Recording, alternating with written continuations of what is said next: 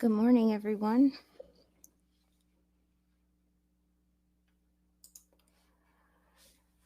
Good morning and welcome to our CTEIS year-end enrollment completion training. We are going to get started in just a few minutes. While we're waiting to get started, you can use the chat and introduce yourselves. We always like to start by introducing ourselves. You can tell your name, your role, how long you've been with CTEIS. This allows us to kind of gear our training and make sure that if we have any new users, we're covering material to help them. So at this time, you can introduce yourselves in the chat, and we're going to be starting in just a few minutes.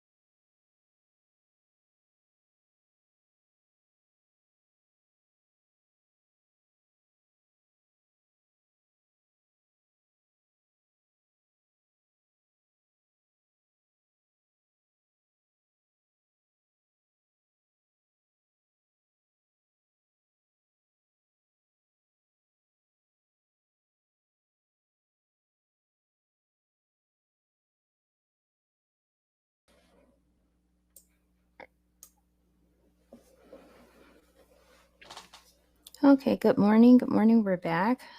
So just looking in the chat, I see that there are several of us who have been doing CTEIS for a very long time.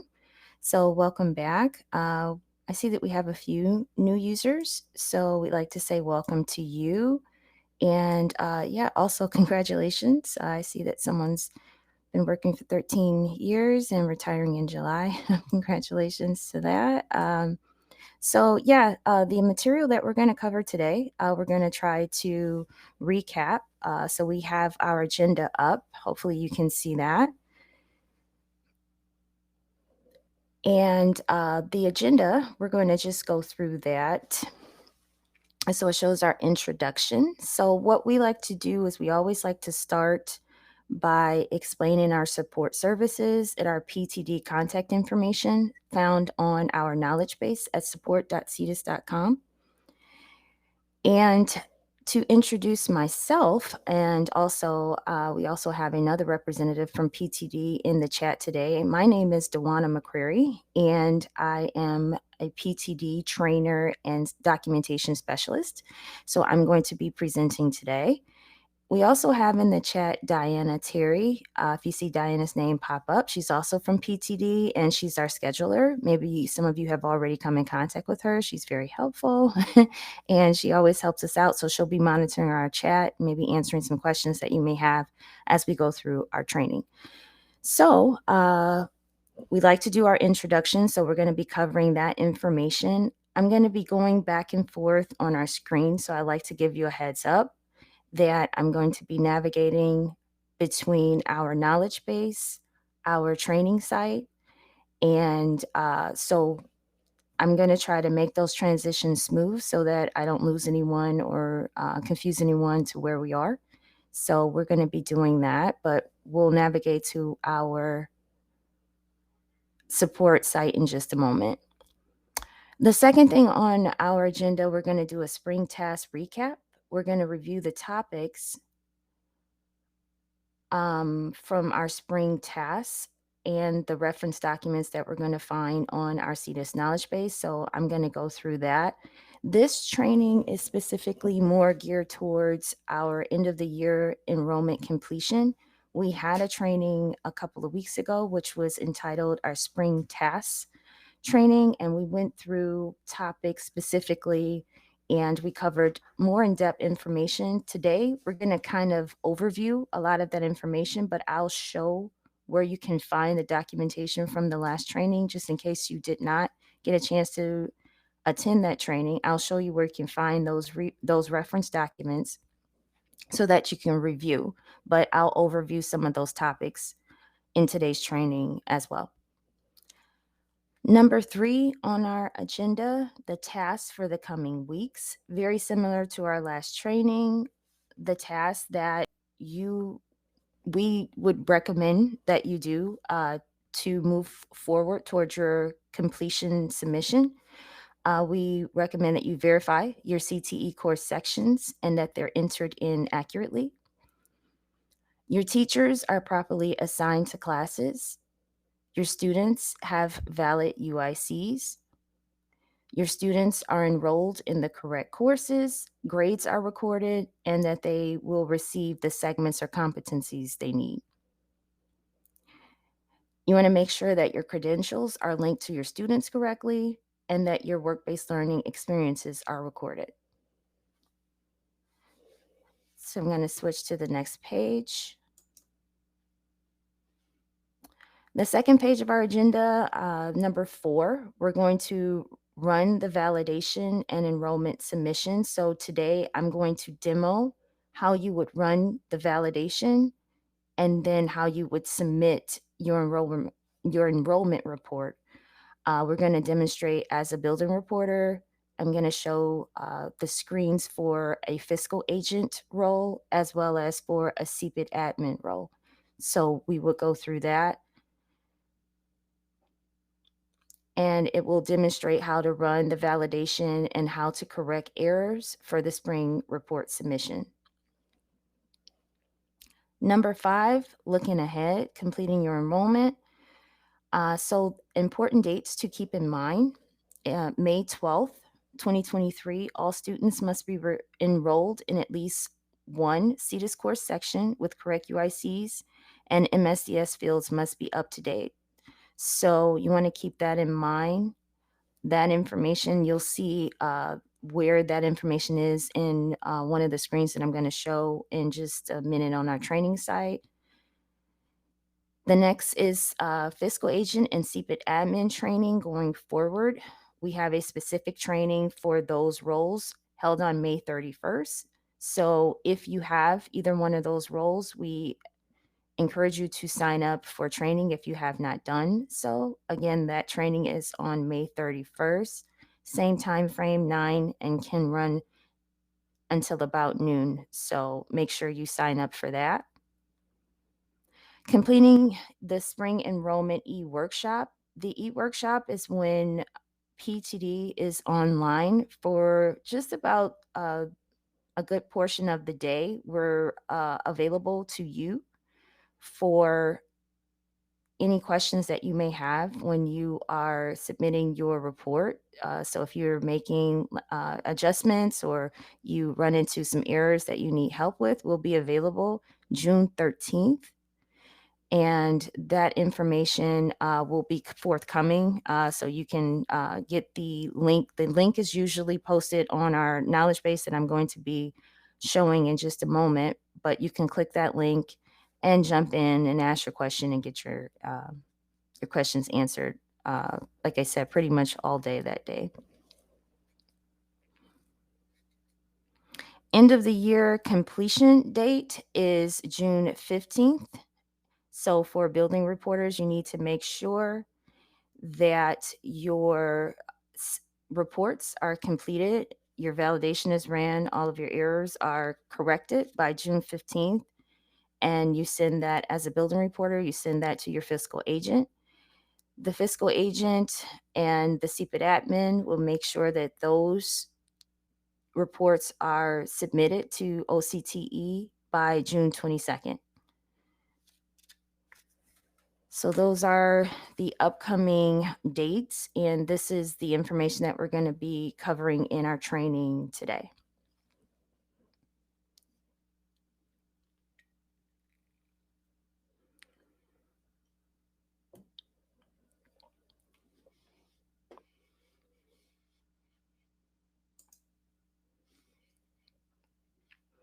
Okay, so now I'm going to switch my screen and I'm going to show you our knowledge base.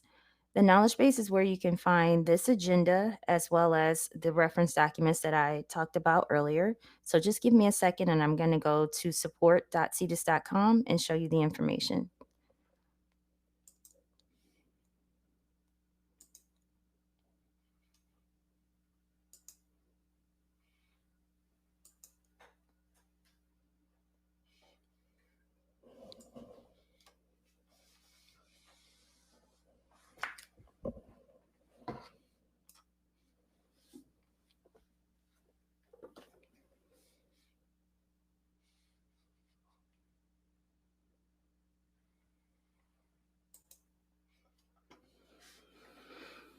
Okay, and you should see the home page of our knowledge base. So this, when we say our knowledge base, this is what we're referring to for some of our new users. This is support.ctis.com, and this holds all of the information for all of the collection periods that you will come in contact with or encounter during your in your roles inputting your CTEIS data.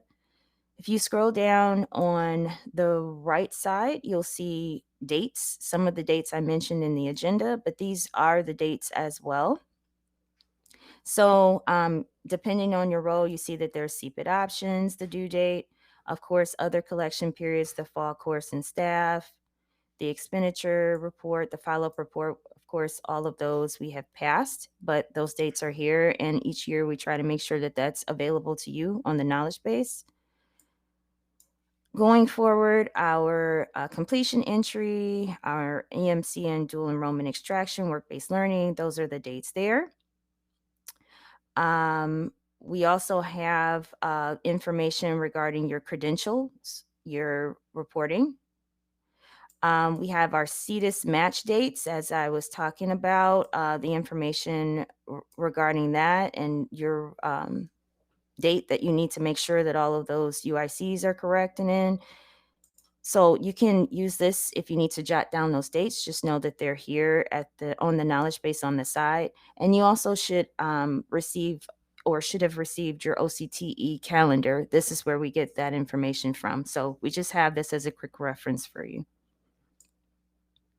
These links in the middle will link you to the documentation on the actual knowledge base. It's just like a quick link, but I'll show you how to get there now.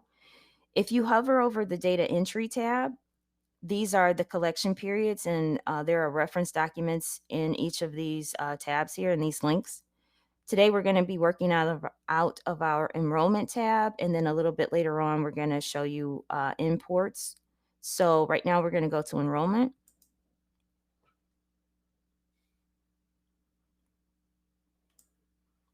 So this is our enrollment homepage. We see that we have our other collections, as I stated, and other trainings. So new user information, if you did not get a chance to attend the new user training, this was back in the fall, the new user information is there. So you can use that if you want to take a look at that. Fall enrollment tasks, the same thing. If you didn't get a chance to go to those trainings, specific topics for fall enrollment are found under this link.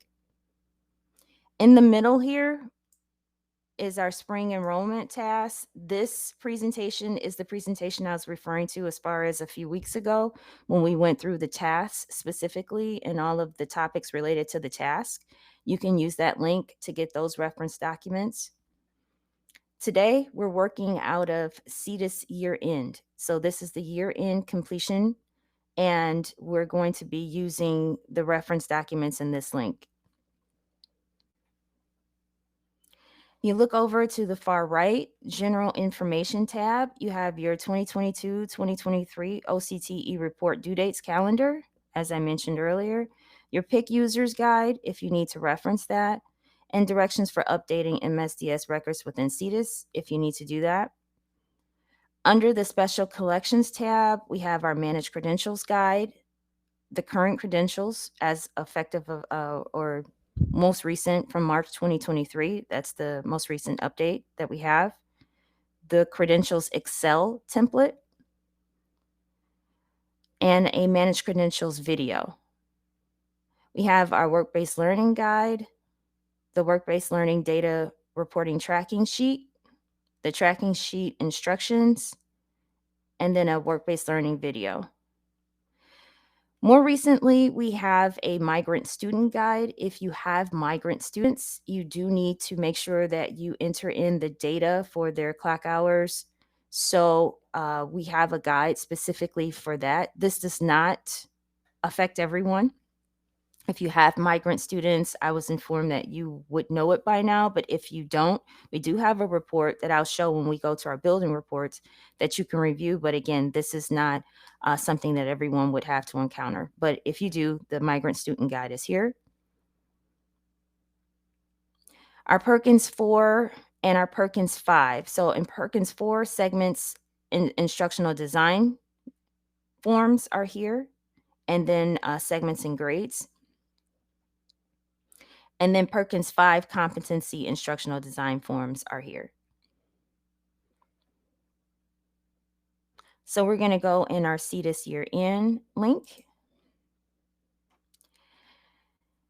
And as we stated, we like to start with our background information. So these links here, there's an overview of CTEIS.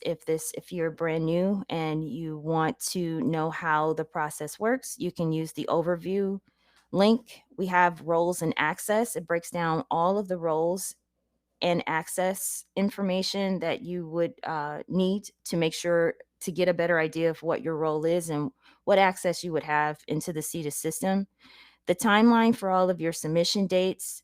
This would probably be more useful back in the fall, but again, we update that information every year. So look forward to that for the coming year after this enrollment period. When we start back in the fall, we have that timeline so that you can stay on task all year. My login access instructions. If you have not received your My Login credentials, you can click this link and it will give you detailed instructions on how to request access using My Login for third party. There is a verification process, so all of that information is in there. Current due dates as well. We like to share all of the due dates, so there's another link here. the CTEIS process. The CTEIS process is talking about the submission process. And the submission process is it goes from when you do your reports or you submit any data for any collection, it goes from the building reporter level to the fiscal agent level to the CPIT level. And then CPIT submits that information to OCTE. So there's a detailed reference document on the CTEIS process using this link. Terms and abbreviations, if you come in contact with some terms that you're not quite sure what they mean, you can use this link to have a breakdown. It's a glossary of some of the terms that we use in the CTEIS system. And then this is just an overview of all of the documentation on support.cteis.com. This page, this CTEIS year-end enrollment completion page, we try to break up the documentation or the reference documents in the order that you would need to use them. So this first section, number 1, is to verify and input your data.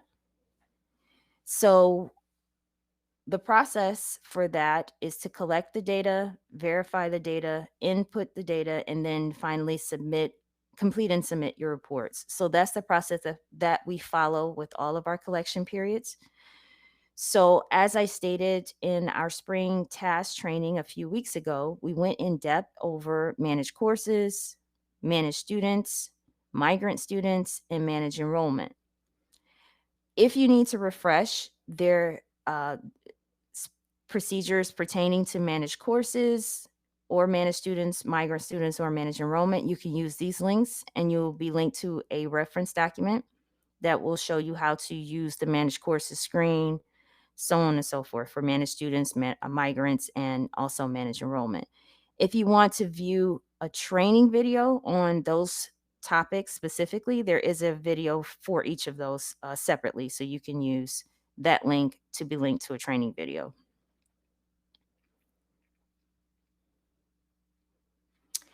We also, as I stated, have to make sure that our managed credentials, our credentials are in, as well as our work-based learning. So these are 2 links to the documentation for credentials, to manage credentials screens, as well as our work-based learning screens. And then there's a video specifically for that link there. Number 2, once you input your data, you want to make sure that your data is accurate. So you can use this link to have reports. Some of the reports are available. This is just a breakdown of all of the reports that we have. Or I would say a majority of the reports, all of them are not on here, but just as a suggestion for you to review your data. So if you want to use that document, you can, it's available to review your data. You can look at that data review. Number 3, after you do your data review, you're going to run the validation and submit your data. So we have documentation on that process specifically, validation and enrollment submission. We're going to go through these procedures today during our demo. And also what we added was doing your reporting process and your validation. You may encounter issues when you run your validation. So the errors that you see on your validation must be corrected. And so we have a error resolution guide for some of the codes that you might see when you run your validation. So you can use this error resolution guide to kind of troubleshoot those error messages. I want you to make note that if you do use this guide, we are in the process of updating this one. This version is an older version. We have since updated our system several times, but this is a good base to start. We will have that new guide up within the next couple of days. So there are a few new error messages, and those will be added shortly. But if you want to get started early, you can use this link and you should be fine using this link for now.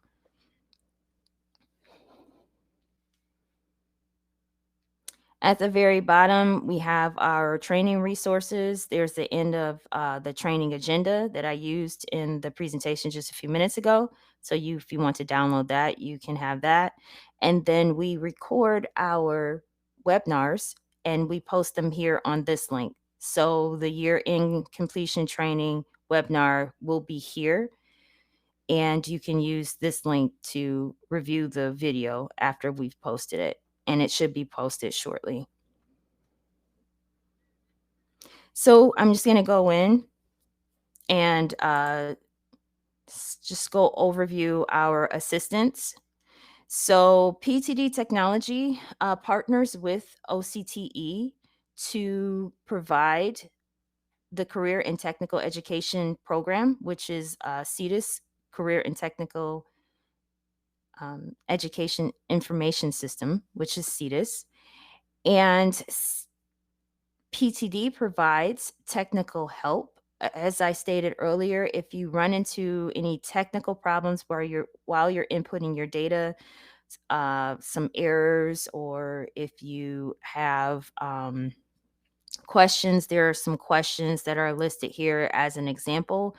For technical assistance, you can contact the CTEIS help desk, and they will be more than happy to help you with your technical issues. You can use the phone, you can call, or you can use the email. So both of those contact sources are there, and that's for technical support if you run into any trouble. If you have questions regarding policy, we ask that you contact OCTE directly for policy related questions. Policy related questions are: how do I set up my classes for reporting purposes? Those questions PTD can't answer. So we need you to contact OCTE, and the representative you need to contact is Joan Church, and her email information is here. Also, you may find that you can find some additional information on the OCTE website. So there's a link there. You may get your questions answered by taking a look at the site. So again, that's for policy. For all of our reporting or collection periods, we have information pertaining to who you need to contact if you have questions. So that information is here. As I stated about the knowledge base, we always have reference documents up, so please make sure that you utilize the resources on there. Our CTEIS YouTube channel, all of our videos and training videos we post to our YouTube channel. You are welcome to subscribe to that channel, but if you don't subscribe, please know that those videos are posted on the knowledge base, so you don't have to subscribe, but that information is there if you want to look at them on YouTube specifically, but we link them in the knowledge base. And then last, the CTEIS listserv. The CTEIS listserv is an email system that we use to contact you to let you know about updates in the system, training dates, if new information have been released. So we encourage you to sign up if you haven't done so already to the listserv. And the person you want to contact is Jackie Martinez, and her email information is there. So it's a very useful tool to sign up for the listserv so that you can be informed of the information as it becomes available.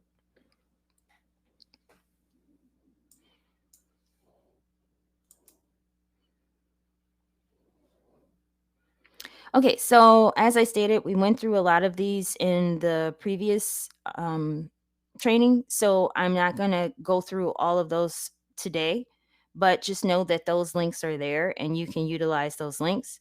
What I am going to go through just a little bit to touch on is the topics of your that you need to verify and input your data. So if you've been inputting your data up until this point, you know how the managed courses screen works. We know that the end of the year, we have to turn in all of that data. So you need to have had all of your classes in, and this is the document for that. So it tells you here the importance of course sections and segments. Instructional design forms, there's just another link there if you need to input your information and you need the instructional design for Perkins 4 or Perkins 5. It tells you how to open the Manage Courses screen. You can put your classes in manually or by import.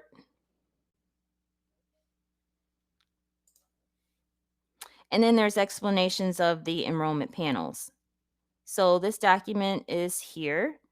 What I'm going to do now is I'm going to go through these topics, but I'm going to go through them on our train.ctis.com site. Okay, but just know that the reference documents are here, but I'm going to go and show you in our actual screen, the managed courses screen, managed students, managed credentials, work-based learning, and I'll also show where migrant students would be if you have that. Okay, so I'm gonna change my screen from the knowledge base to train.ctis.com. You can also practice with this without messing up your actual data by using this site. I put it in the chat. Train.ctis.com, using your My Login credentials will allow you to go in and practice on a site that was prepared for training purposes. So you will not alter your data by going to that site and practicing the procedures as we do in our training. So just give me 1 second and I'll navigate to that page.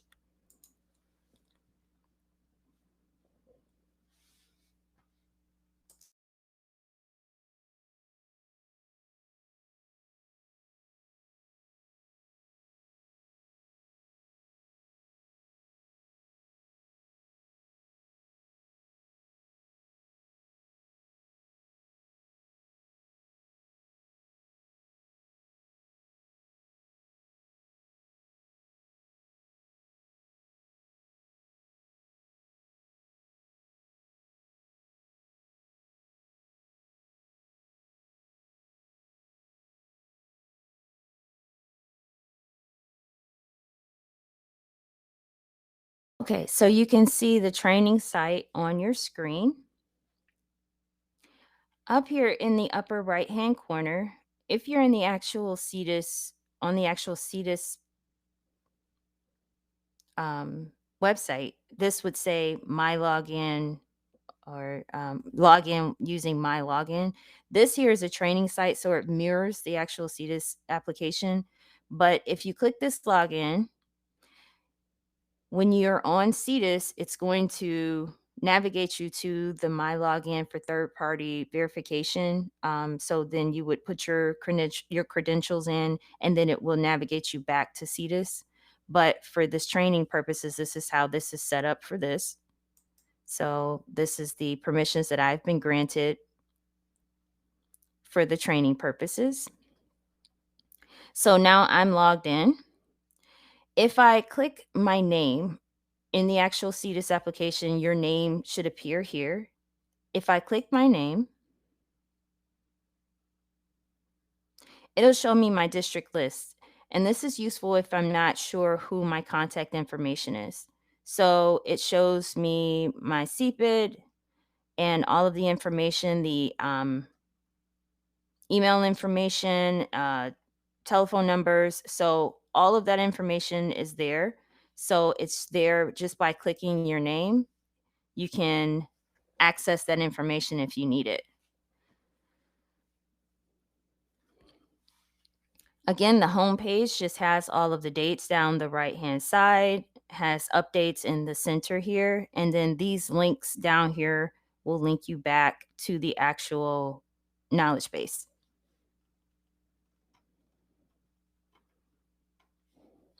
So today we're going to be going under data entry, and this permission that I have for this demo is at a building reporter level. So as a building reporter, this is the screens that you would see. So if you click on data entry, as we see, we have 3 columns: enrollment, follow-up, expenditures. So we're going to be working out of enrollment. And the first topic that we're going to go through, or the screen we're going to show, is managed students.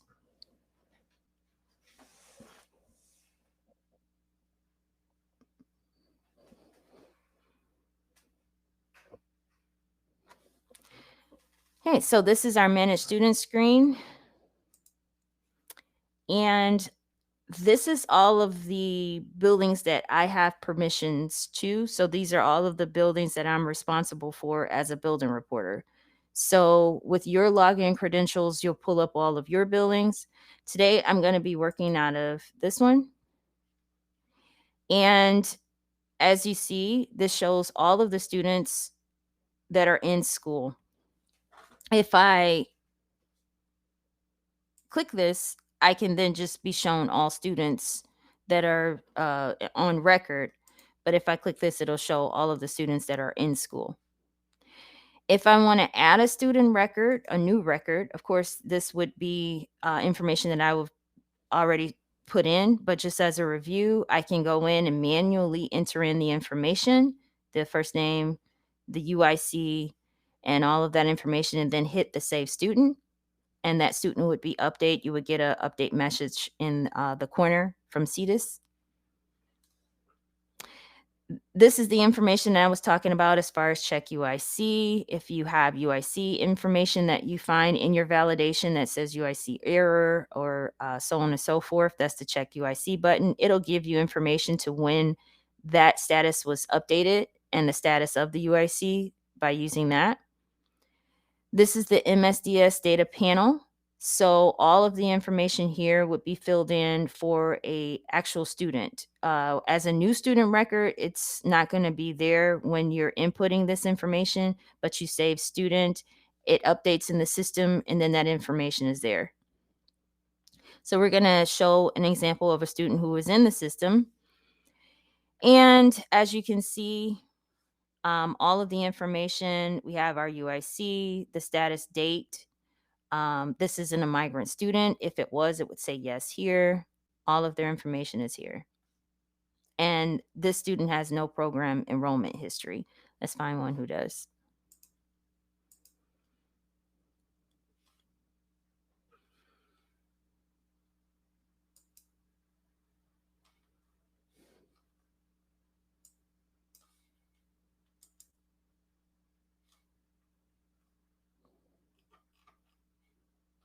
Okay.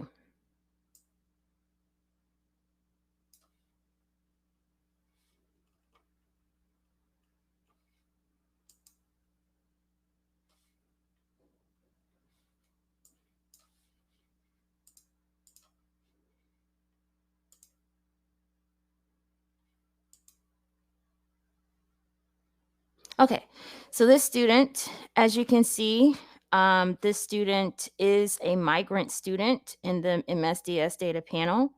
So that means that over here, I'll have the M6 clock hours in the M6 course section that needs to be entered to avoid errors. So if you have a migrant student, you got to make sure that information is in. This is the program enrollment history panel. So it shows the programs that the student is currently enrolled in.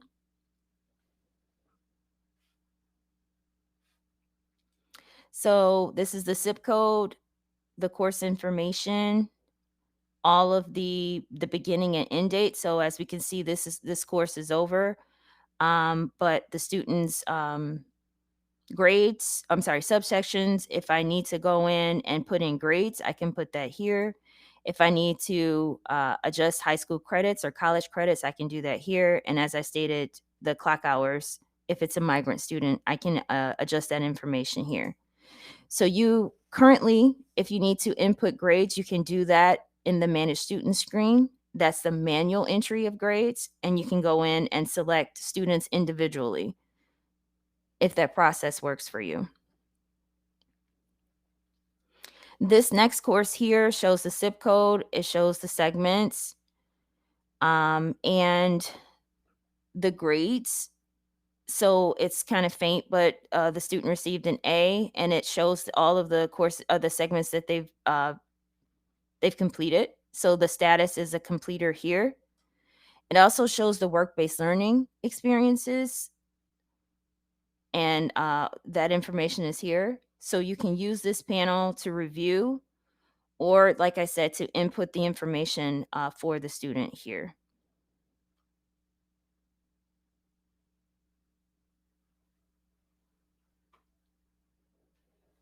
So this is a process for a manual entry. At this time, again, you will be putting in grades, work-based learning, credentials. The credential screen will show in just a minute, but you can enter in the grades here if you want to do it individually.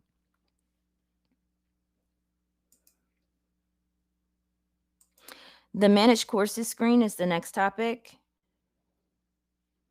And just as we did in our other demo, we're going to select our district.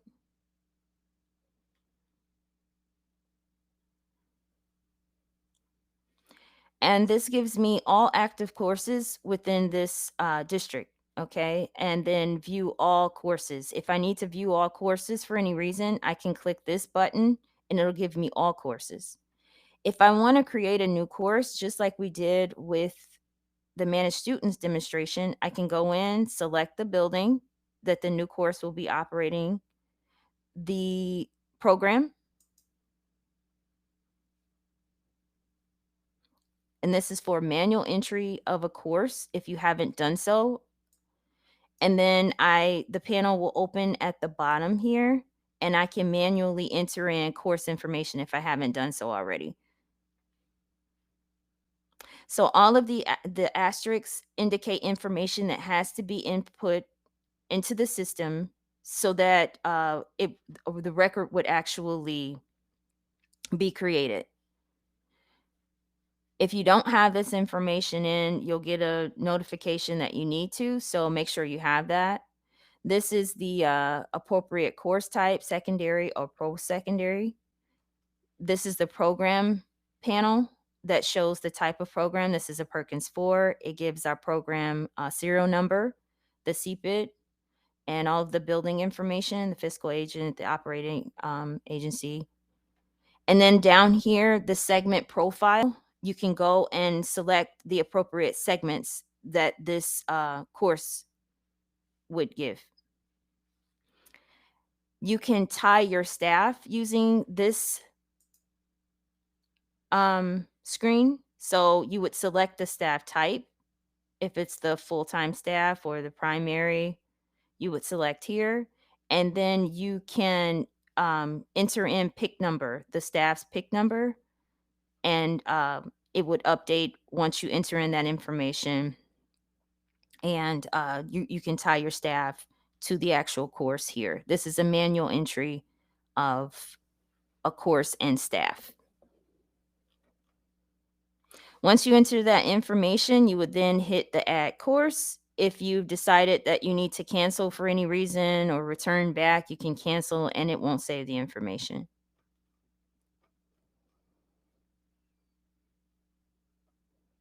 If you need to adjust information, you can click on, if you need to adjust information in a course that you've already created, you can click the book icon and it will pull up the course information in the panels here.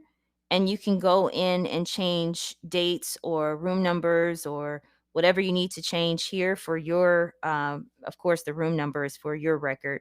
But for CTEIS, we would need all of the things that are indicated here. If you need to make edits to that, you can do that manually in these panels. Virtual delivery mode, so on and so forth. Again, if you need to adjust the segment information, because this is a Perkins 4 course, you can do that and then click the update course button. If you need to use this course information, agriculture and agricultural operations, you need to copy this course. You can copy the course and it creates a duplicate course. And then you can go in and make adjustments if you need to. So that you're not entering in all the information over and over. So that's an option. For whatever reason, if you want to deactivate the course, you can use the deactivate button. But again, make sure that's something that you want to do. You don't want to mess up your data. So please be careful in using that button. And again, if you for whatever reason, you want to stop the process that you're doing, you don't need to save this course. You can cancel and return. But this course has all the segments. It shows the staff that's tied to it, as well as all of the information for the course. So if at this point you need to make any managed courses edits, you can do so this way manually.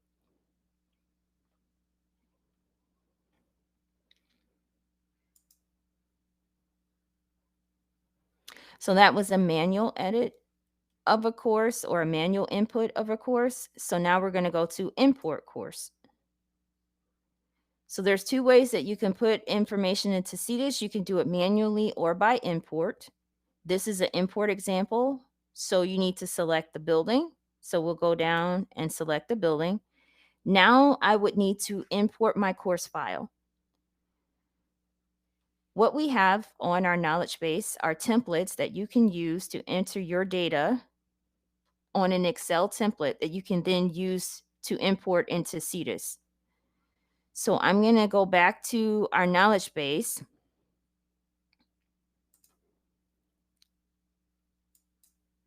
We're back on our knowledge base. I'm going to show you where to get those import templates. We're going to go down to imports.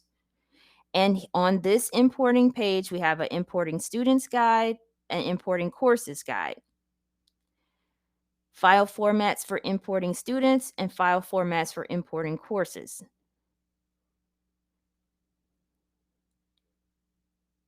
So this here is the actual template.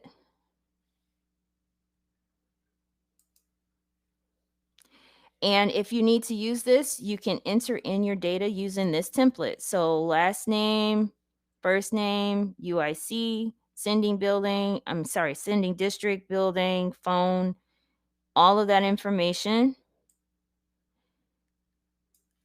And then this particular template, you can also put in your grades for your courses. So this is the course section code, the beginning and end date, work-based learning experience, subsection, and then course grades.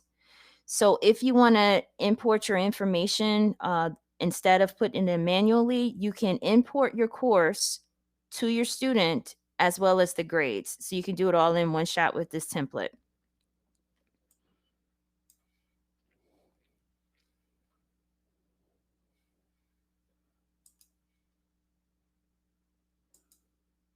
So that's the Excel headings file. And the same is available, that was for students, and the same is available for courses.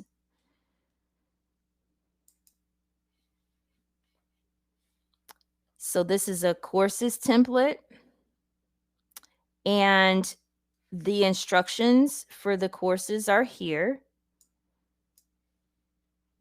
You can follow the instructions here. It'll show you how to set up your Excel spreadsheet.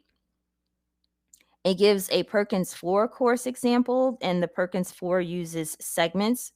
So you can put your segments in the panels, and then it gives a Perkins 5 course example that uses competencies. So you can put that in there.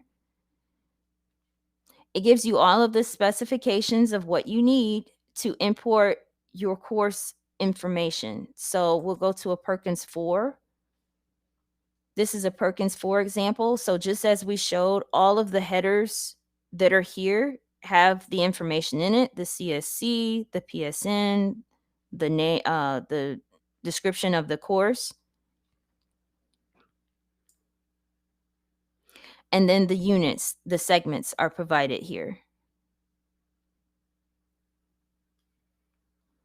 You have all the way up to unit 35, but you can put them in.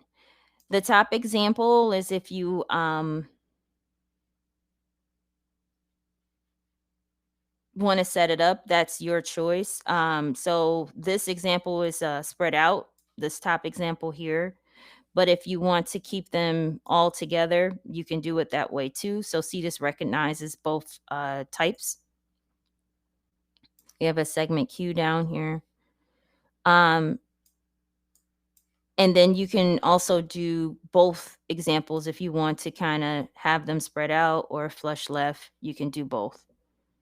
So this is for Perkins 4 that uses segments. You can put all of your course information in as you receive it from your teachers. All of the course information, you can put it in there. This is importing an actual course, not the grades, just the courses. This is a Perkins 5 where you can input all of your course material for Perkins 5 that uses competencies. So again, all of the headers are here, and it shows how you can enter in your data. Again, you can spread those competencies out where it's, again, that's your preference. The design type is your preference, but CTEIS recognizes all the way up to Unit 35. If you slide down, you can flush left and have all of your competencies kind of stacked here. And then the last example is both.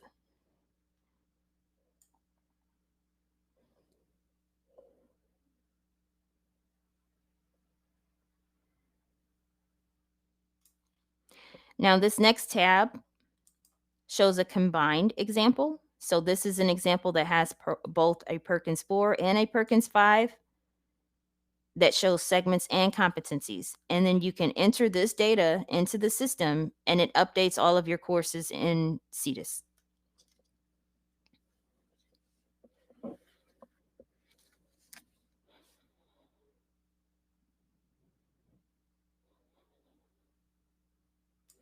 This last template is the actual template. I'm sorry, this last tab is the actual template. So you can use this to put your data in, just as we showed in the previous two examples. And this is for importing courses, just the courses.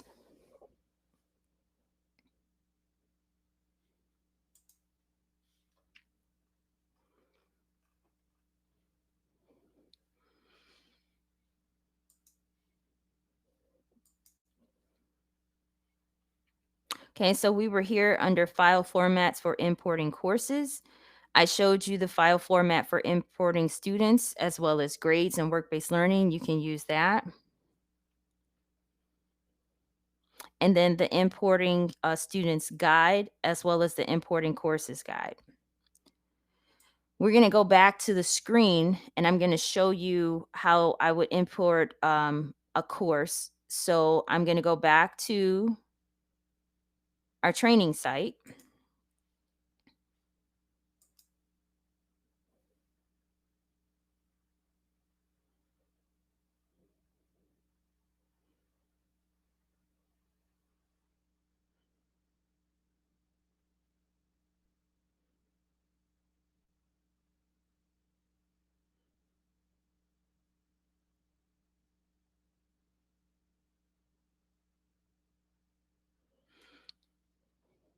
Okay, I have a comment in the chat. We're going to try to get that information for you. I see the information and I'm going to try to copy it. So we'll look into that for you.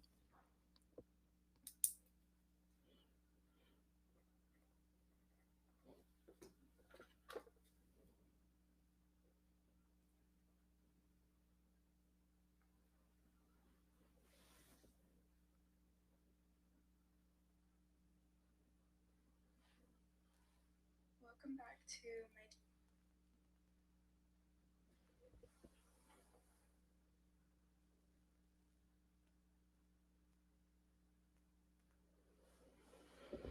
Okay, so this here is a import. So what I'm going to do is I'm going to click this and it allows me to select my import file.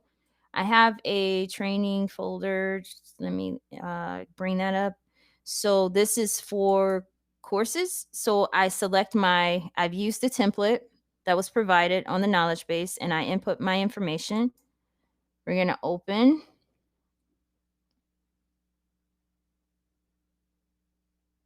And this one's going to have a lot of errors right off because this is the wrong school. So I'll show you that example, but then I'll show you when it has the correct information. If you're using the train.ctis site, it takes a little long. It's going to update in just a moment, but just please be patient. It will.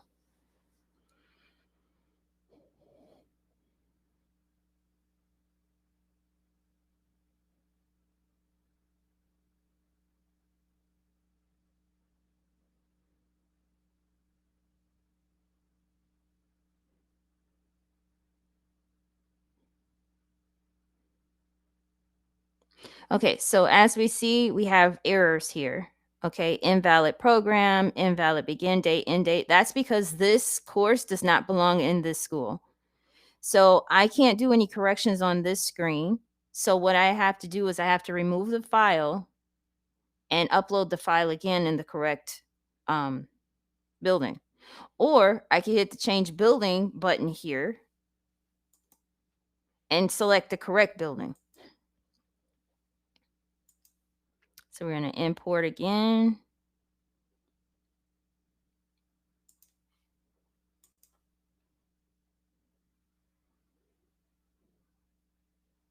And as you see, I have one building that's still, I'm sorry, one course that's still saying it's an invalid program. I need to go in and make sure that that information is correct. So it says I have an invalid begin and end date, pick number. Again, you can use that the enrollment and completion error resolutions guide to kind of troubleshoot the errors that are found here and correct that stuff off, correct those errors offline. So remove the file, make the adjustments to your Excel document, and then import again. This course, however, is all set to go because this is a course that I've already used. As you can see, it's already in the system. It's given me a code of an update. I can go in and update that course information. So let's say, for instance, I needed to change dates. I can go in and change dates and then update that course and updates in CTEIS. If for whatever reason I have several courses and I need to review them, I can export this information, all of the information, into an Excel file for review. So that's the export button. It'll give me an Excel file that I can use for review offline. Or if I'm ready to upload, if I have a green, if it's a brand new course, I have an ad, so it's a green, I can go ahead and upload and it'll record that record. And then if you can see, it'll also renew. So this course that is already a course, I can upload and it renews in the system.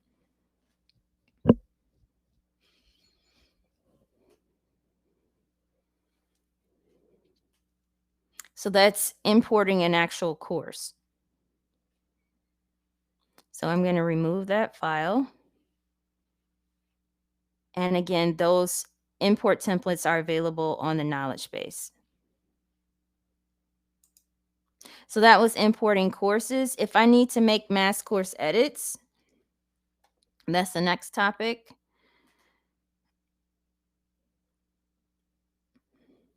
A mass course edit, if you need to update several courses instead of one individual like I showed.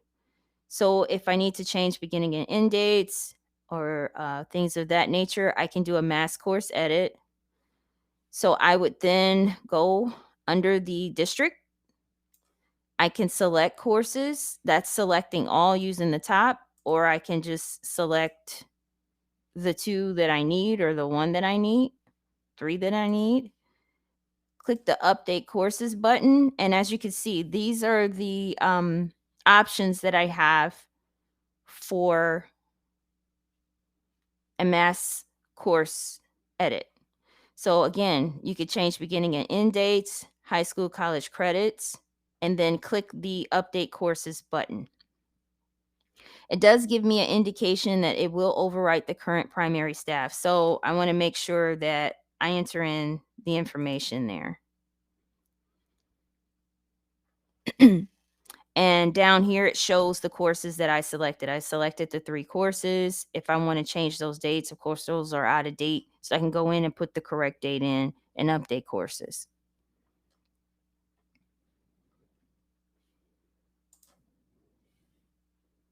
If I need to deactivate a number of courses that are coming up in my validation and my record that I no longer need, I can select those and hit the deactivate button, and those would deactivate. So that's a mass course edit. If I need to renew courses, so this is courses that I've had in the system that I'm going to use again, I can go in, select,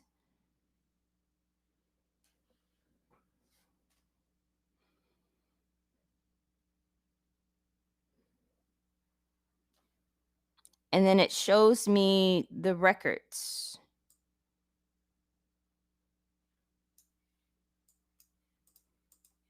So these aren't active. Let me see if I get another one here.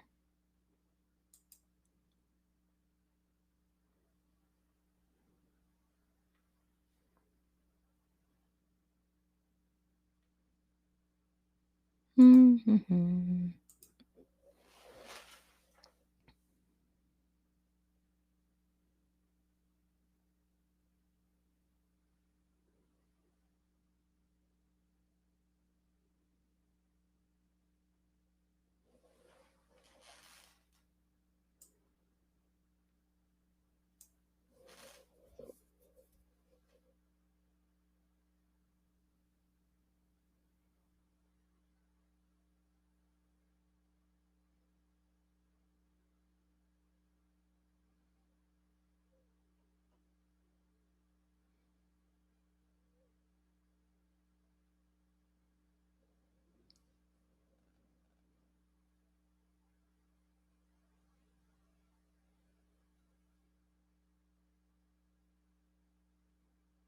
Okay, so these courses, as you can see, the dates have been updated. These courses are old courses. So I can go in. So this panel, it shows me the courses that I can renew. So I can go in and select the courses that I want to renew. Hit this renew selected courses button, and then it would jump over. Once it processes in CTEIS, it will jump over to the updated courses panel. So it shows all of the courses here.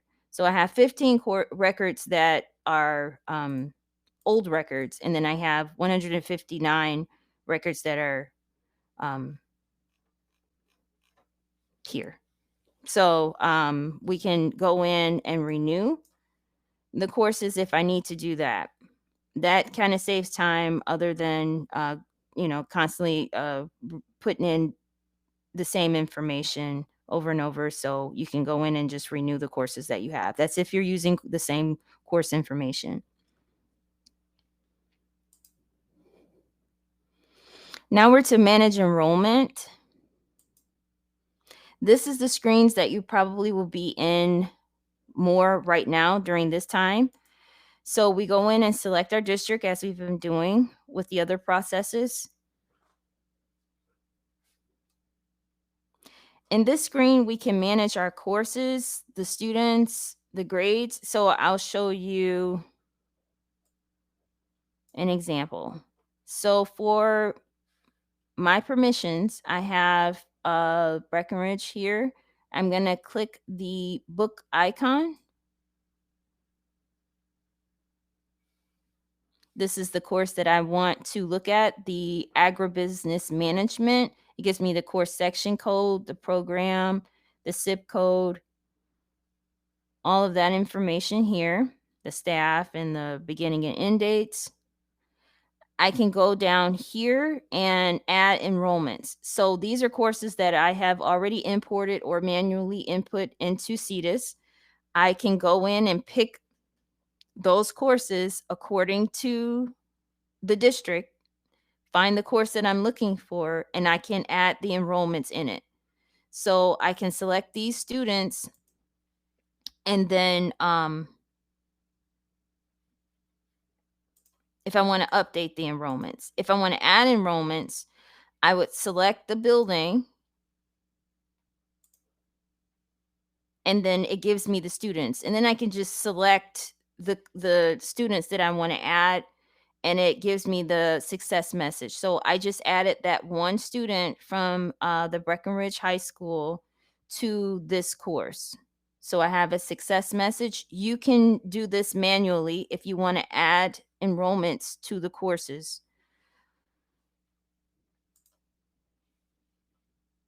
So now that student is in the course.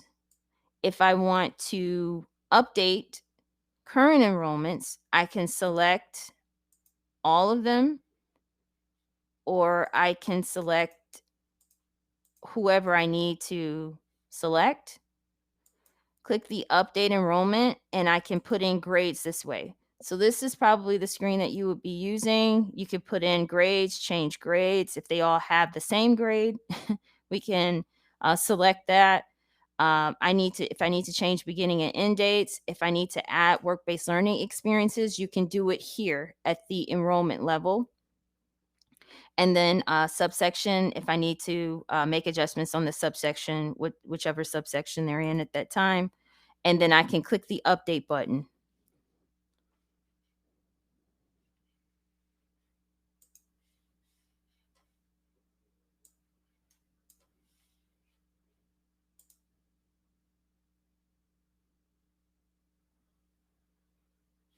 So all of my the students that I selected got those grades. I can also use copy transfer. If I have students that I want to copy their records and transfer them into another course, I can do that. Or if I want to delete enrollment records, I can use that delete. And again, make sure that that's something that you want to do if you need to delete enrollments, if they, for whatever reason, need to be deleted from this course.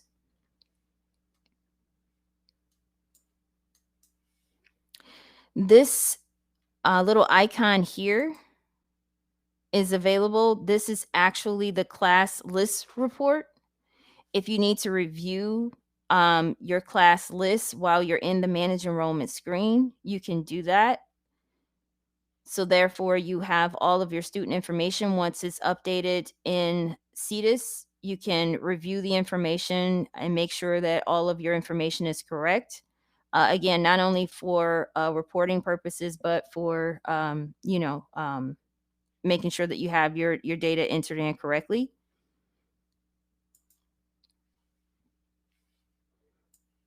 And that's how you manage the enrollment screen or use the manage enrollment screen.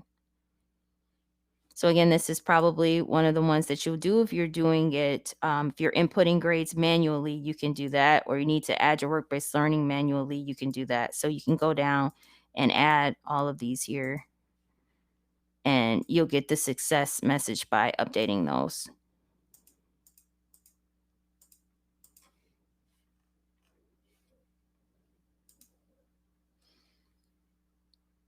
If you need to manage staff, you have staff records that you need to correct, you can use the manage staff link. Again, all staff need to be tied to a course. All of your courses need staff members. So you can go in if you need to manually enter in new staff information, you can do that. Again, this is processes that we probably did in the fall, but this is the manage staff link. If you need to change information, you can click the update staff button and update that record.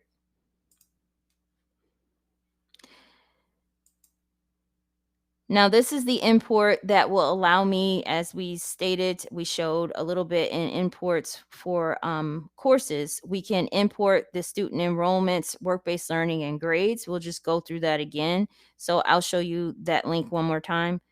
To import specifically, if you want to do student course and enrollment import, you can select this link. And this will allow you to import your enrollments as well as your students and your grades. So, as I stated, we need our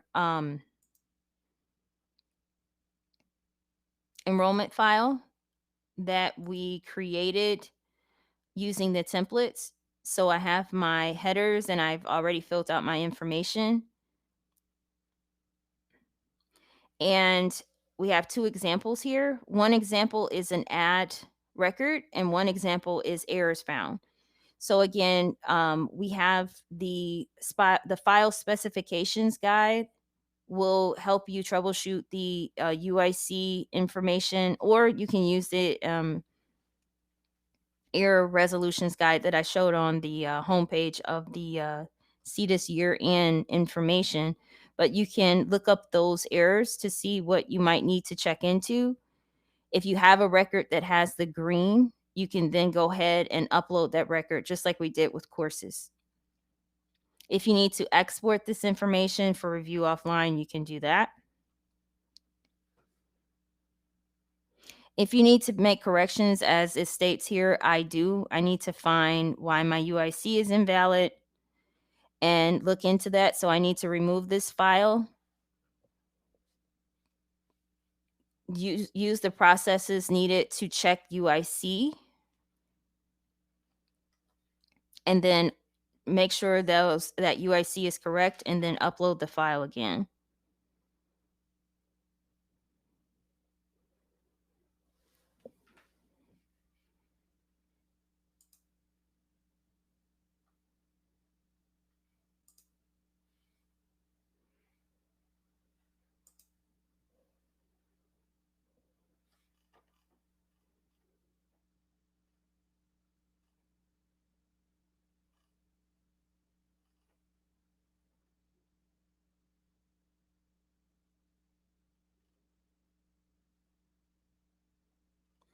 Okay, so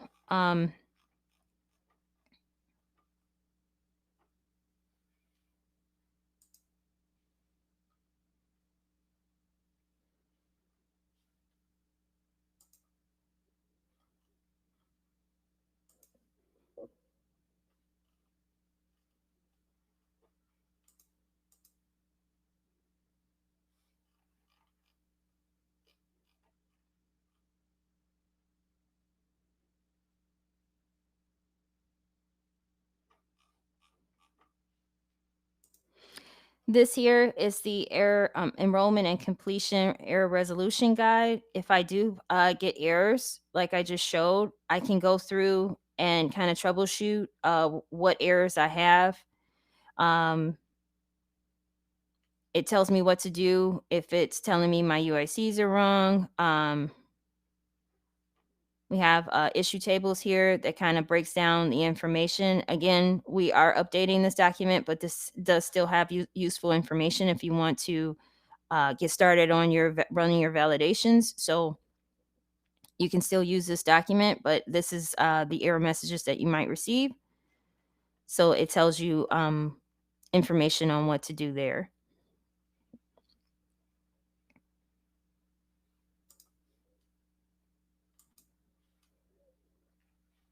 Manage credentials.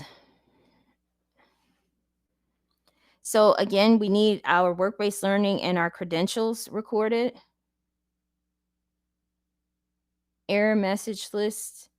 I think the document that I just showed, one second, there's a question about the error message list. Let me pull that back up again.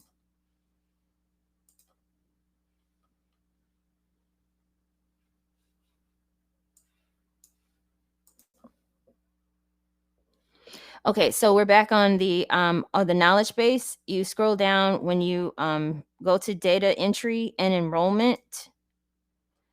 In the middle here, this is the CTEIS year in documents that I'm going over today. So you click this link and it takes you to this home page. All of the documents are here. That enrollment and completion error resolution guide is here.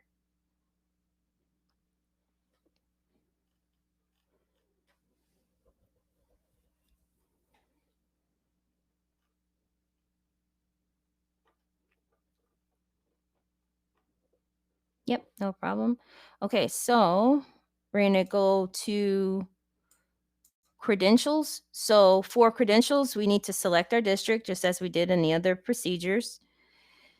For this example, it shows that I only have one program in this program here. So it gives me my PSN, my program details. Again, this is if I manually enter in credentials. Some may find that this procedure is what they would want to use. So I would then select the course, get some select the Get Students button. Students within that course will come up, and then I can select as many, or again, select all. And then I can select credentials. And then I can type in the field if it's a suggested credential, and then hit the Add Credential button.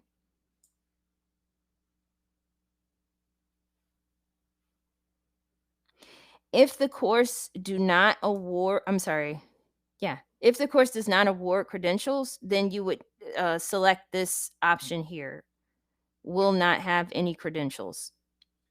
You have to do one or the other. Your course either have to give credentials or not give credentials, or you will get an error message in your validation.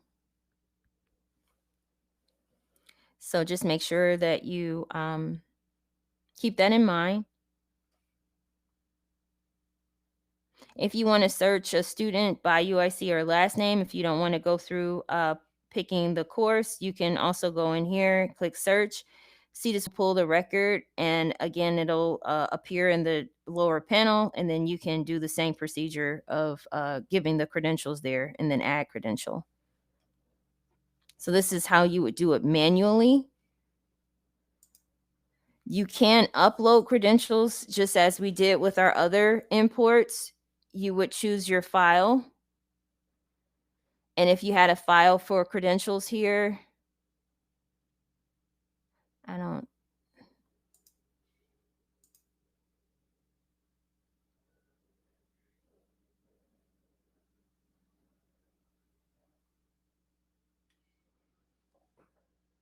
no, wait. I'll show you where to do your, where to get your credential templates. But then once you upload your file, you would then process records and then information would be entered. We're going to go back to our knowledge base just so I can show you your credential templates that are available.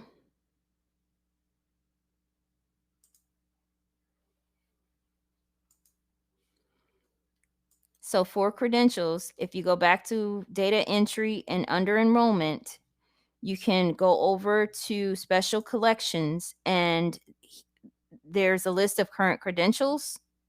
So you can get that information there. And then this is the credentials Excel template. So it's a little bit different than the other templates that we have for credentials. You just need your UIC, the program serial number, the credential code, and the credential name. And then you could put for all of the students that you're awarding credentials and then upload it, and that file will be uploaded in CTEIS. This is just instructions on what I just detailed, and it gives examples of how to set up your import file and then how to import the credentials there. So you can do it one of two ways, manually or import.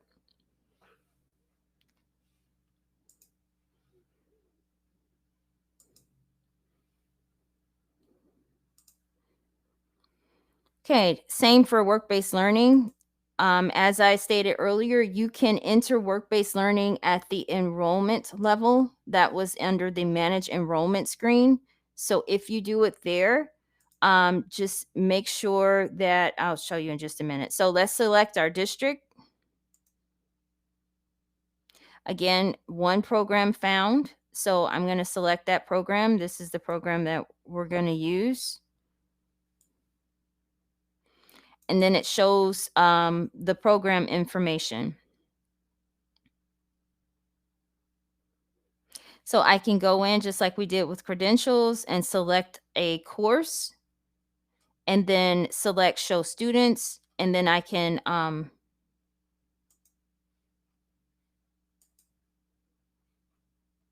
these are students. I can then go in and enter in work-based learning experiences here. So this is the manual way to update work-based or enter work-based learning. As you can see, I have two options here.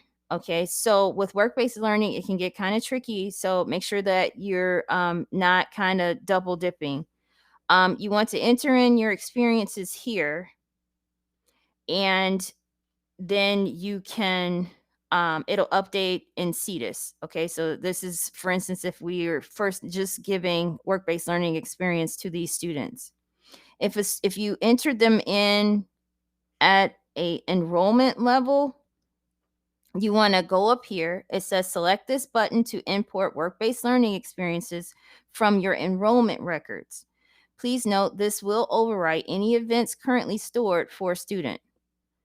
Okay, so you want to be careful. I was instructed that if you're going to enter them in at the enrollment level, you need to always enter them in at the enrollment level for that collection period, so that there's no confusion there, there's no mistakes. So if you're using enrollments, always use enrollments, 100% use enrollments.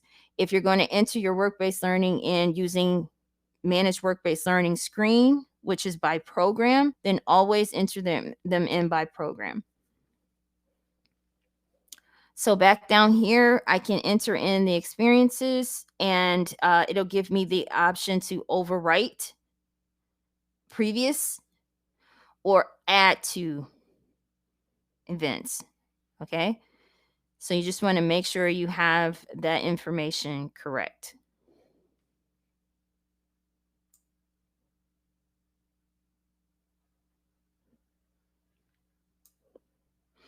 And of course, these other buttons here, I can export for offline. I can search by a specific student if I want to. Just give work-based learning experiences to just one student. I can use this.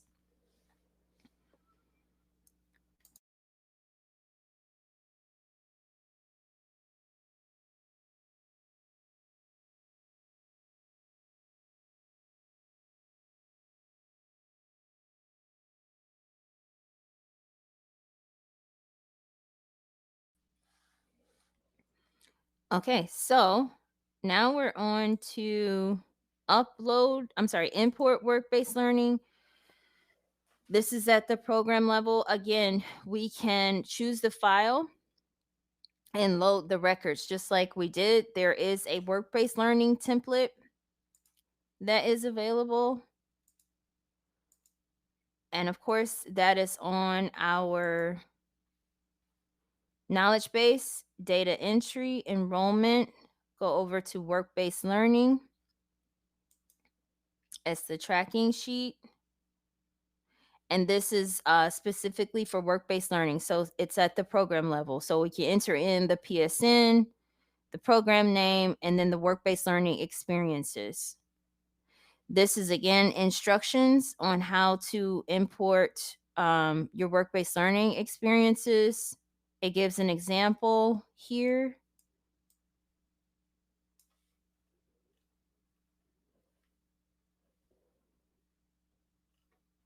There it is. So as you can see, there was a couple of experiences that was given.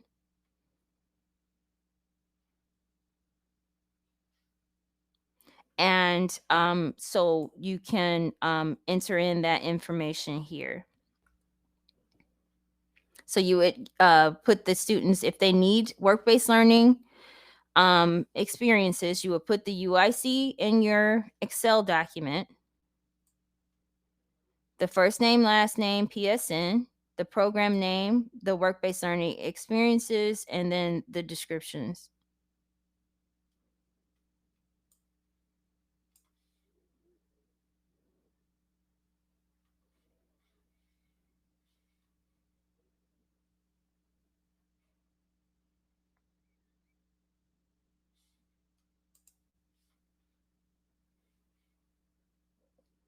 Oh, I'm talking and it's not showing. This is the work-based learning import sheet. I do apologize. So you could do the UIC, the first name, last name, PSN. So this is the template that you can use for work-based learning. And then this is the instructions on how to set up your import file.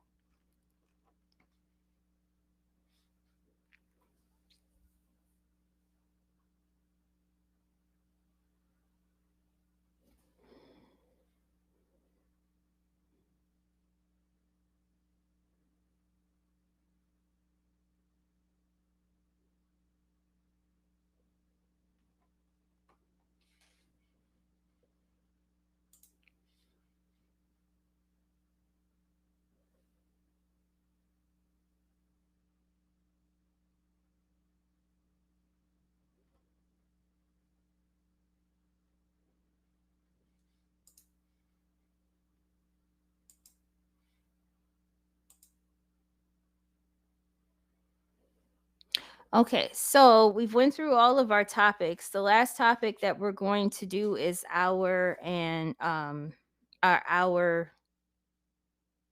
enrollment completion validation. So I see in the chat we can do a 10-minute break. When we come back, we would do show how to run the validation, and that will be the last task.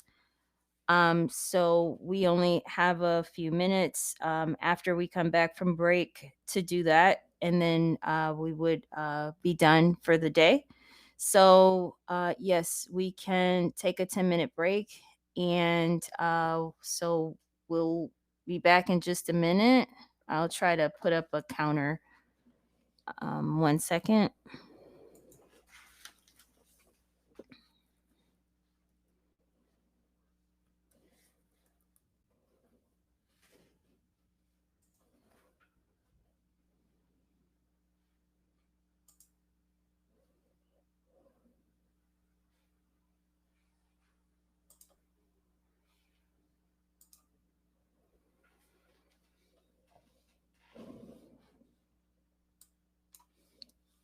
Okay, so we're on a 10-minute break here. When the counter is over, we'll come back and finish the enrollment validation.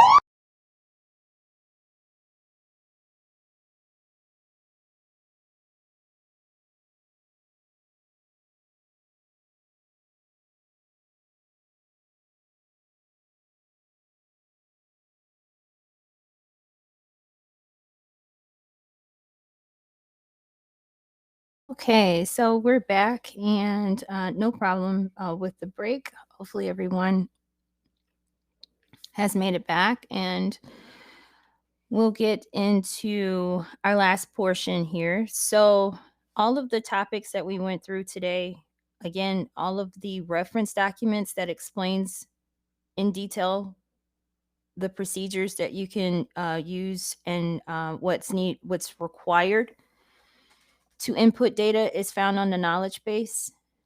So you can definitely use that reference material. What I'm going to do now is go into the validation, that step that you can run. We encourage you to run your validation as many times as you need to, all the way up until the submission date, to make sure that your data will pass validation for the enrollment submission collection. So you can run this validation as many times because it provides the errors that are in your record. So I'll show you the example. So we're under data entry, and you want to go down. I covered all of these topics here. You want to go down all the way to the bottom where it says enrollment completion, and you're going to select that. And then the year is selected for us. My permissions as a building reporter, it shows that I have 5 buildings that I'm responsible for. And these are the 5 buildings. If I kind of just scroll over or hover over, I can get the information because it's kind of condensed here.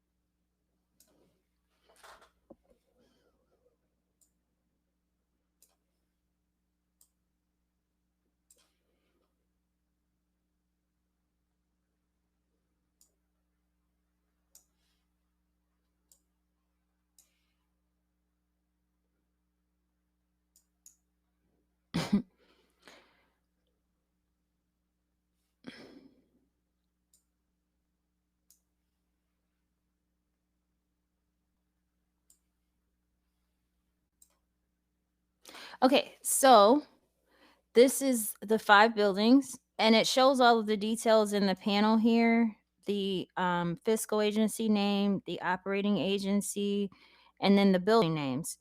So right now we're just going to focus on the building name. Right now I want to run the validation for Breckenridge Community Schools, and I see that under the fiscal agency name. So I'm going to hit this validation button, or say validate. And if I scroll down, you see here that it says I have 5 issues. Now, these 5 issues, all of these I need to correct in order to pass the validation. So that's why we say that you can run the validation as many times as possible so that you can go through and make sure that the errors are fixed before the due date. I'll show you an example. This has 5 errors or 5 issues. Let's choose another one here. This one has 251. Now, some of these are probably related to one another. So if I fix one, it might fix a few, but this is a lot, and you don't want to wait to the last minute to go through and have to do all of these at the end here. So you want to run your validation as early as possible and as often as possible. Now, you're not submitting your information, you're just running the validation just to clear the errors. So you want to look at the error type. There are some warnings here, and then there's some errors. Okay. So you want to make sure that you, again,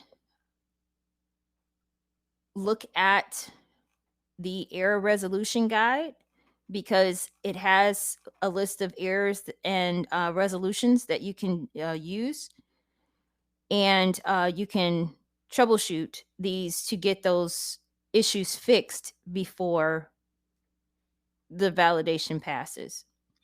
So we're going to go back for this demonstration to the Breckenridge Community Schools.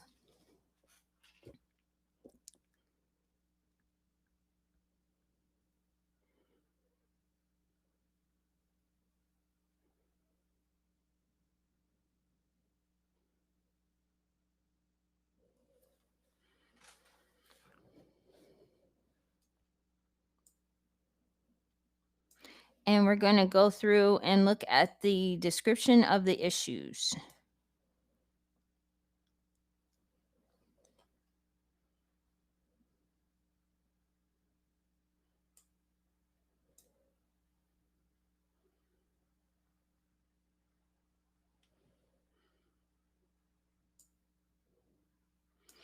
Okay, so the first one we're going to attack here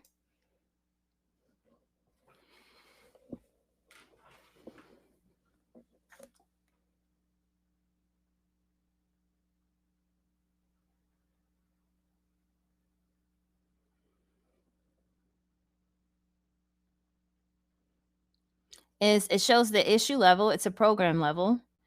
Breckenridge High School, the program 15901 is it states here that it's missing work-based learning experiences. So we're going to go in.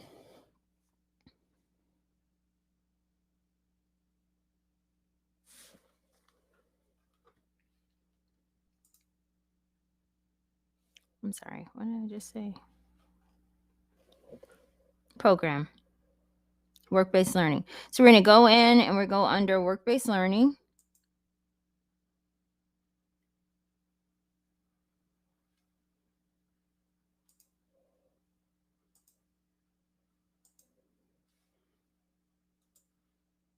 And as we can see, it's not indicated that this will not have work-based learning, and I did not select or issue work-based learning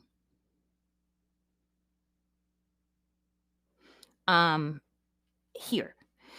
So this particular program will not award work-based learning, so I'm going to click this. Now that updated in CTEIS, I should be able to go back to my enrollment completion,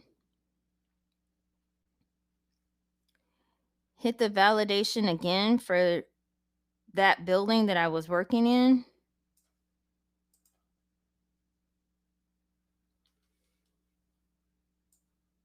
And now we see we have 4 issues.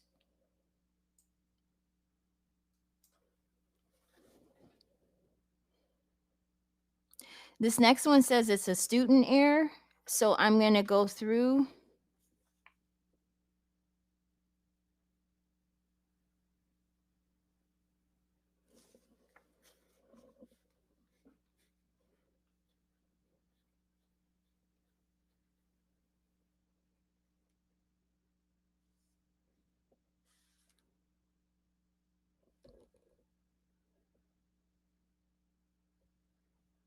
Oh, okay. All right. So I'm going to go through and I see that that second error says student, and it gives me the student's information. And it states that invalid, wrong school grade, UIC has no current MSDS record. So I'm going to go through and find out, first of all, what happened there. Okay. So I can use reports to look at that information, or I can go in and search the student under the manage student screen and find out what the problem is. So we're going to try to troubleshoot.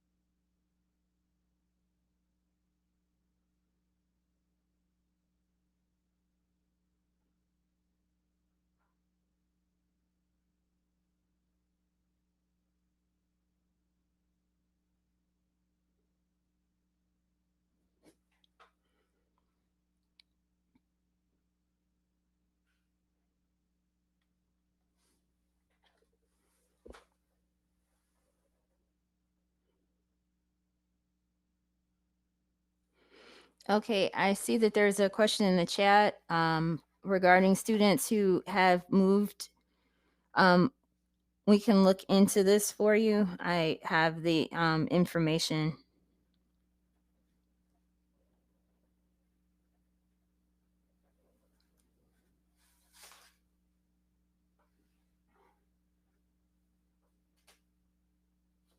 And also Diana has put some information there. Thank you, Diana.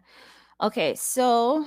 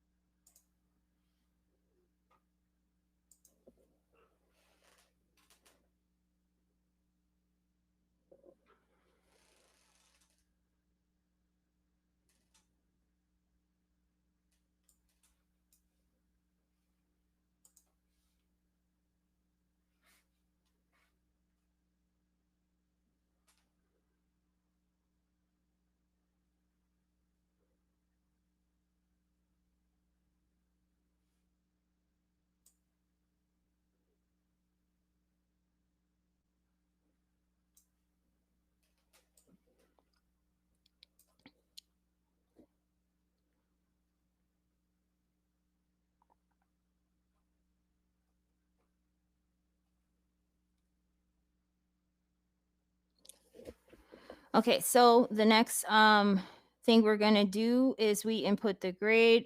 We still have a record here, so we're going to check to see what the problem is here. Okay, so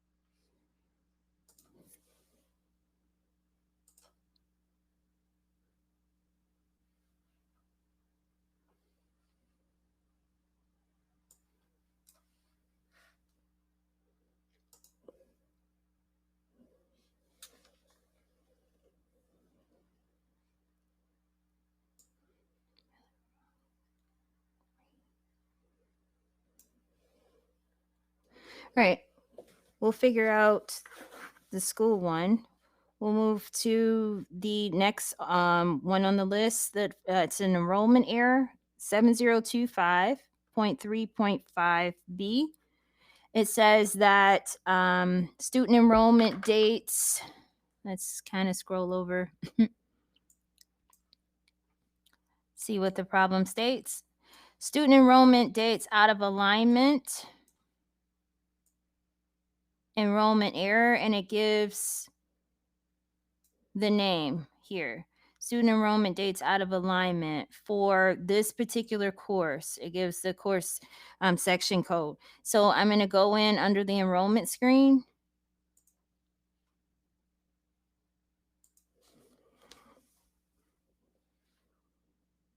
I'm going to select the district.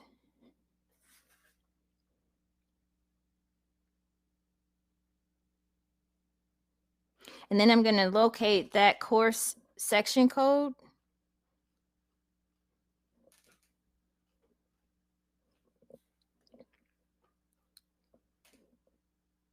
And I'm going to click the book icon.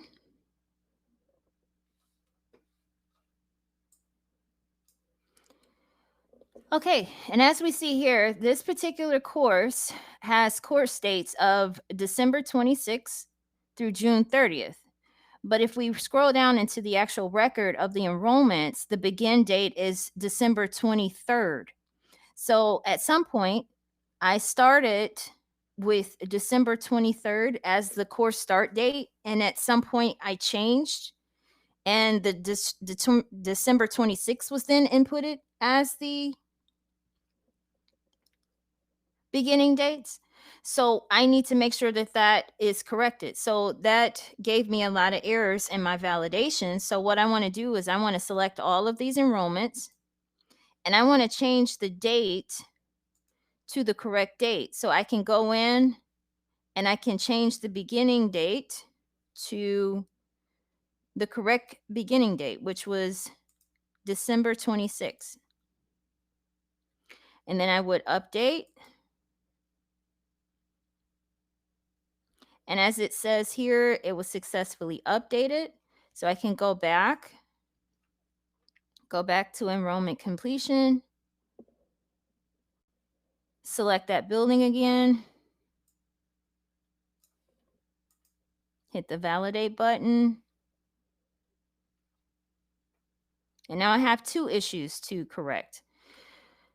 So then now we're going to look here. This one says it's an enrollment error. We're missing grades, semester grades.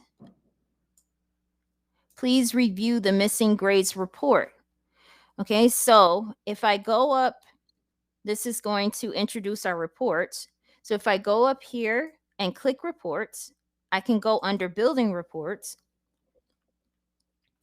And this first section of reports is audit reports, where it shows the class student list. I showed that there's an icon you can use in the actual enrollment page that you can access the class student list. That UIC by building. So if I have an error that says that my UIC is invalid, I can use this report to pull those students with a list of invalid UICs. The UIC with no current MSDS, that one student that I have in there, I need to review that information, the list of students that hasn't been updated. So that's a report that I can run. Missing grades is the report that CTEIS just instructed me to look at because of my grades that I'm missing. So if I want to go in here, I go in under Breckenridge Community Schools. And then it gives me the course information as well as the student information. I can go through and review this report and fix the error, find the error and fix the error of the missing grades. So I'm going to go down here and I'm going to look.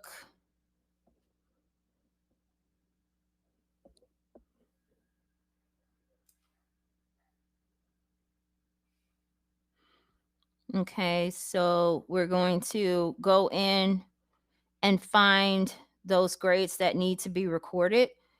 So I'm going to go under, it's an enrollment issue. So I'm going to go under enrollment.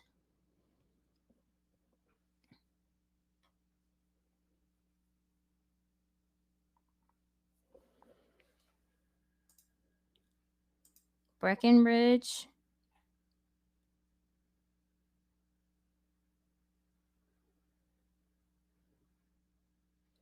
And then we're going to find that number here.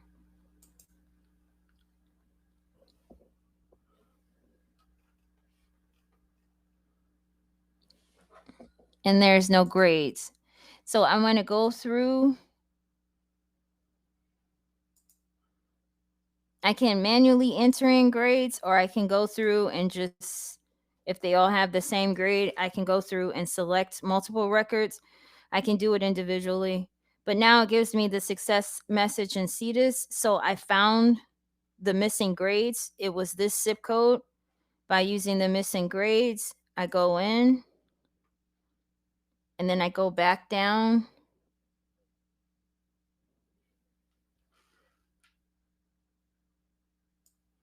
And I run the validation once more. And then as we can see, I have one issue remaining. So we came down. All right, so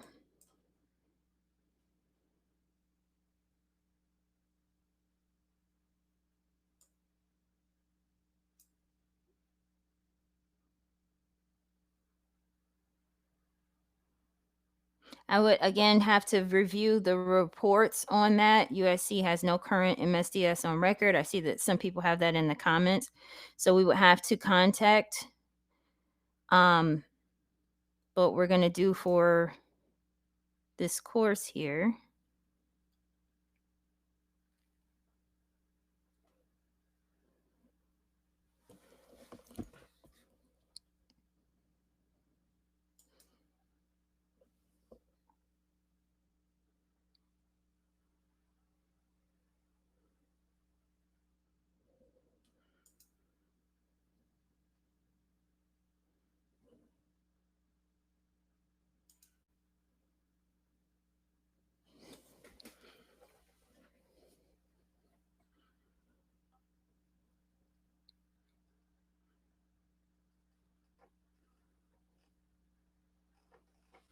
What I'm doing now is just troubleshooting this last issue.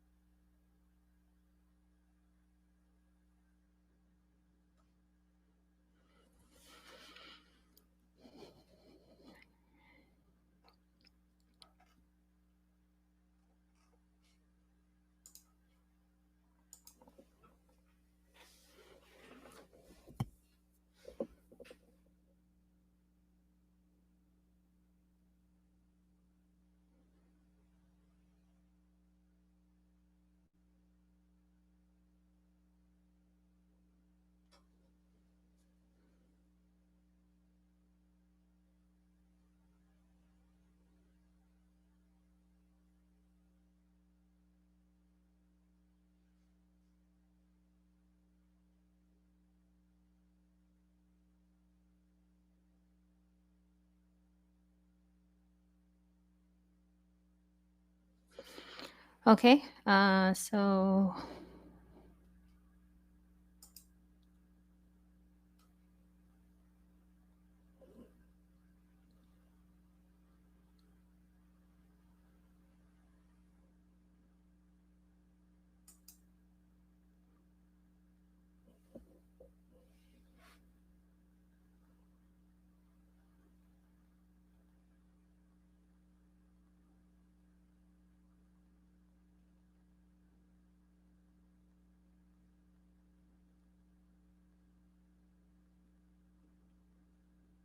so at this point, I've done all of that I can do. I need to check that, like it's stated in the system as far as the UIC, and make that correction before I can go through and completely close out that building. So once I have that resolved as far as the UIC, once I hit the validation button, it would prompt me to complete the building. And then for the submission process, once I complete the building, then it's transferred to the fiscal agent. Now, what I'm going to do is I'm going to go to the documentation to show you what those screens would look like. So we're going to go back to our knowledge base, and we're going to go back under our documentation. So I just show the process that you would do to kind of clear out your errors. Again, for UIC errors and prompts, you need to refer to the error resolution guide. But right now, we're going to show this validation and enrollment submission. So what I did there, I was at the building reporter level. I would go in and hit the validate button like I've been doing. If there are errors, I need to make sure that I correct them before submission. When your courses are error free, you would click the complete button. So you'll see an X appear in the panel at the building level, the building reporter level, once you hit that complete button. So when you complete, you're going to see an X.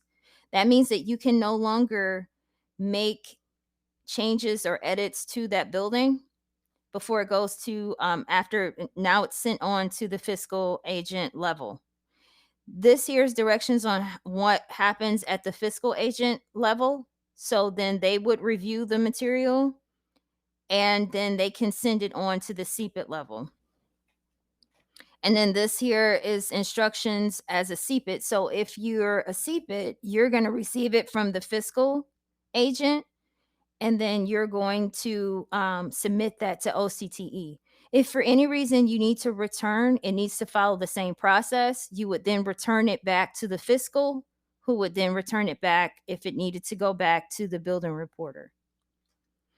So I'm going to show the last page that I'm going to do is I'm going to log off. So this was my permissions as a building reporter.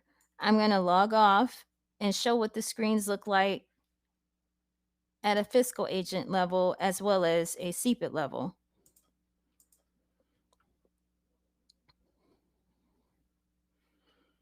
So as you can see, the headers change. So I have an admin tab, and I'm going to go under fiscal agent monitoring, and I'm going to select the enrollment collection submission link.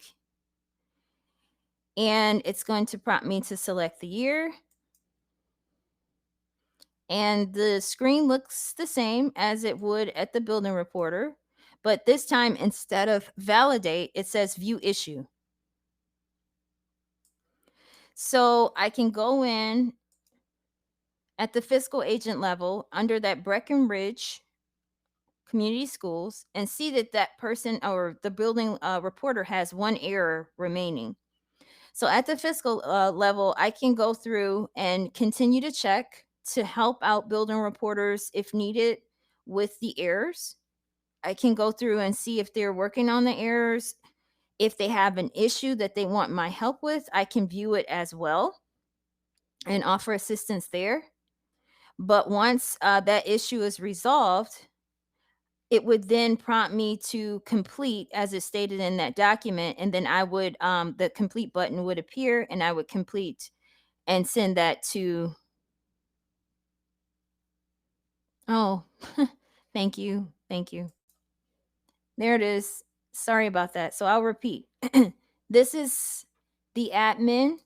We're going to go under fiscal agent monitoring, go under enrollment completion, collection submission. And this is what you would see as a fiscal agent. You select your year. And instead of at the building reporter level, it says validate. This says view issues. So as a fiscal agent, I can go in and view the issues that are taking place at the building reporter level. So if I need to offer assistance, I can do that. So if I click view issues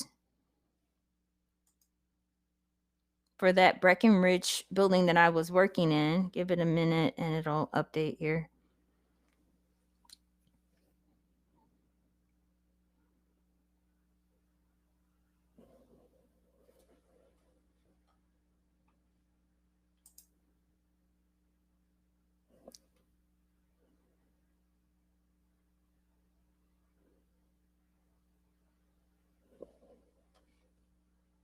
So it shows that one error that I have in the Breckenridge. If I need to offer assistance, I can do that, or I can go through and check to see the progress at the building level and help out and assist if needed. This is a fiscal agent. As you can see, I have both permissions. So this is the CPIT admin level. So I would go under enrollment completion review. Select the year. Same thing. If my fiscal agent needs assistance, I can look at the building that they are, and it shows here. So if I need to help, I can do that. Once the fiscal agent submits that report to me, I would then send it on to OCTE, just like it states in that validation and submission documentation. So again, right now, you can run the validation as many times as possible to clear out the errors, just like I demonstrated. UIC errors, you need to contact the appropriate person as far as the UIC. Again, I'll show that document.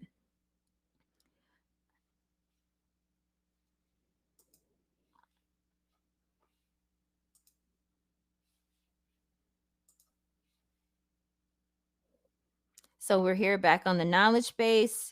This is the error resolution guide.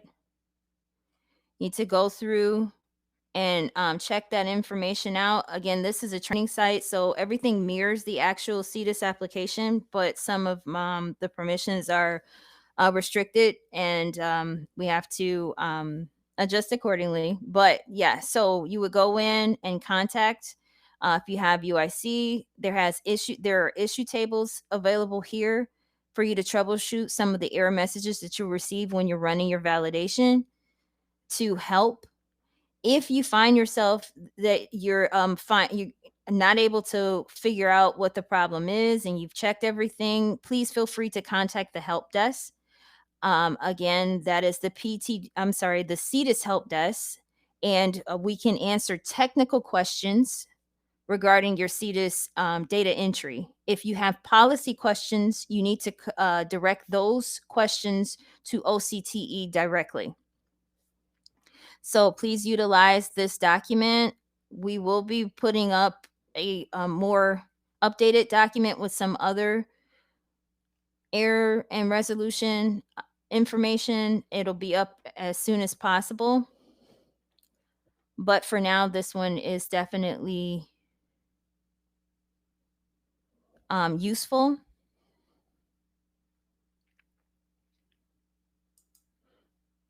We're going to go back. So all of the documentation that I went over today is found here, all of the support. Again, if you need to contact the help desk, we have the email here, or if you want to try and reach out to them by phone, the phone number and extension is here. So please make sure that you use those resources. So again, run your validation as many times as possible. The due dates are listed on the home page and on your OCTE calendar for your submission dates. If you are a fiscal agent or a CPIT, we will have training on your specific tasks coming up on May 31st. So we encourage you to sign up for that training session if you haven't done so already, so that you can input your data as well. There's other reports that are due for those roles in specific. So make sure that you sign up for that training session. If you find that you're having trouble closer to the submission date on June 13th, we will have a e-workshop, which is an kind of an open door kind of workshop that will allow you to come in and ask your questions.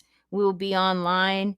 We will also be able to contact the help desk if needed, so we can walk you through some of the processes. So please make note of that. That is June 13th. Use our Knowledgebase for the link. We may also send out a listserv, but you can definitely see the link on the Knowledgebase at support.ctis.com. Okay, so this concludes our training for this collection period. Again, if there's any questions or additional questions, I will remain on to try to help. I'd like to thank Diana for answering our questions in the chat. And for the specific, I believe there were 2 questions that I said I would contact the help desk on. I will try to look into those questions if she hasn't already answered them in the chat for you. Diana has also dropped the link to the training evaluation. We ask that after each training, we ask for your feedback on the material. So we would really appreciate if you would use that link and fill out the training evaluation. We really use the information to help guide us in our training content. So we would appreciate if you would fill out that survey. If you don't want to use the link, as soon as I end this meeting, the training evaluation pops up automatically. So if you don't mind hanging on to the end, it'll pop up automatically. If you have to leave, you are more than welcome to leave, and you can just use that link. So I'd like to say thank you all for your time and attention. All of this information is up on the knowledge base, and we will see you all in the next training or in the e-workshop. And we thank you for your time.